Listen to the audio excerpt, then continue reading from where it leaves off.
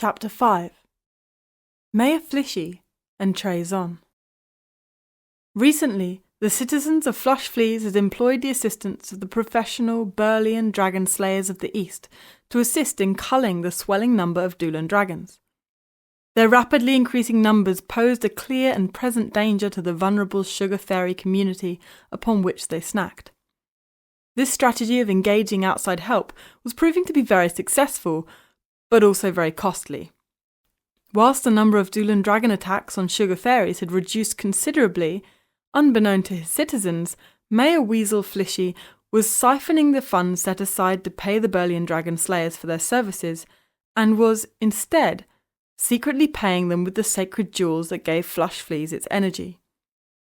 He was using the stolen funds to pay back the exorbitant amount that he owed the disgraced travelling leprechaun doctor, Lachlan Leechbottom, for the secret operation that he had illegally performed on Wandina a few months ago to extend the length of her wings. Weasel had left no rock unturned to ensure that his daughter would be victorious in all of her races. As it happens, Magica still ended up winning.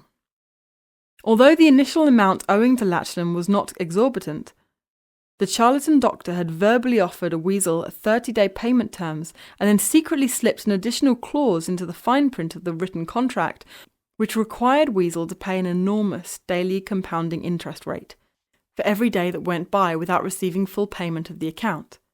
By the time Weasel received the first reminder notice, the original amount had already increased tenfold.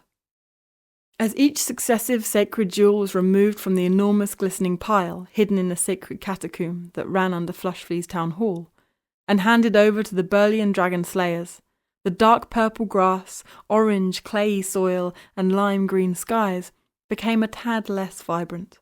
Microscopic hairline cracks had also begun to appear in the rocky outcrops of Glen Mountain, and the clear waters of several rivers and streams had started to become a tinge murky.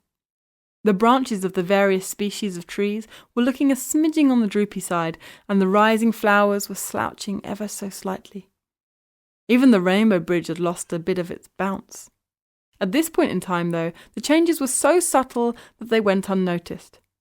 In his own warped mind, Weasel justified his atrocious actions by reasoning that he would stop handing over sacred jewels well before the physical decline in Flush Fleas became too obvious or serious.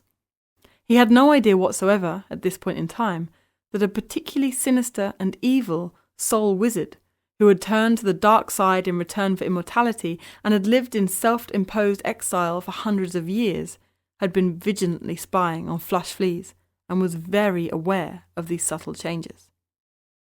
This awful creature's name is Trezon, and he takes on many forms. However, instead of using bend rubber to create his forms like all other soul wizards, he instead enters other creatures and possesses them.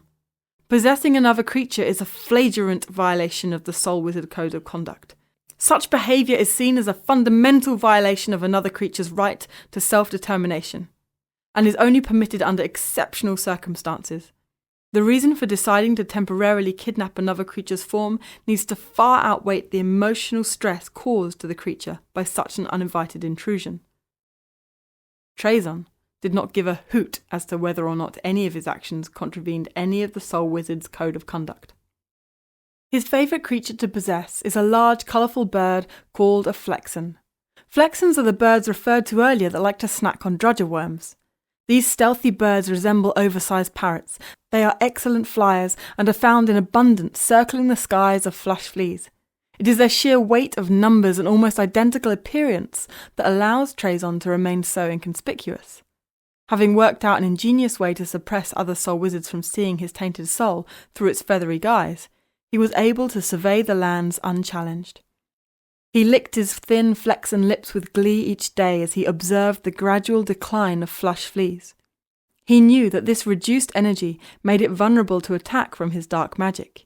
He would soon find out whether or not his sugar metabolism spell had been strong enough to penetrate Flush Flea's compromised protective shield.